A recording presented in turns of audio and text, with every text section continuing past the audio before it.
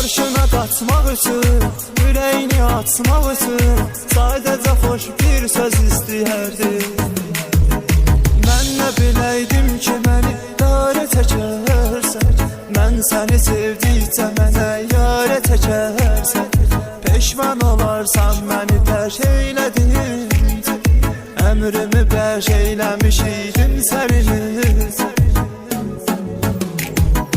Qarşına qaçmaq üçün, ürəyini açmaq üçün sadəcə xoş bir söz istəyərdim.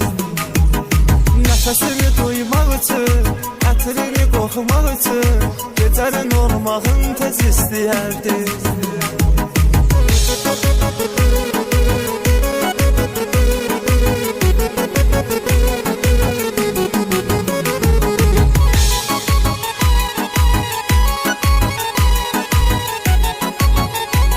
Sabirabadlı Şamlar. Senle olan sevgi güzel hissi değerdi. İnan ki sensizlik elə pisli değerdi.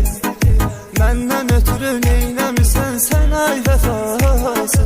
Sən indi bir vaxt xəyallarımda olan qız. Qarşına qaçmaq üçün, ürəyini açmaq üçün sadəcə xoş bir söz istəyərdim. Nəfəsimi duymaq üçün, ətrini qoxumaq üçün gecənin olmağın tez istəyərdim.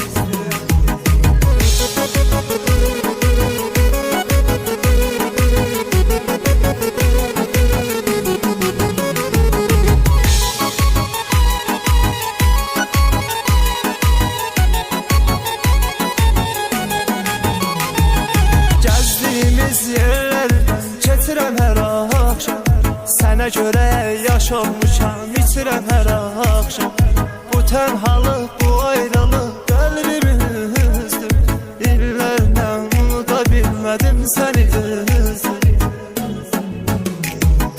Qarşına qaçmaq üçün, ürəyini açmaq üçün sadəcə xoş bir söz istəyərdim.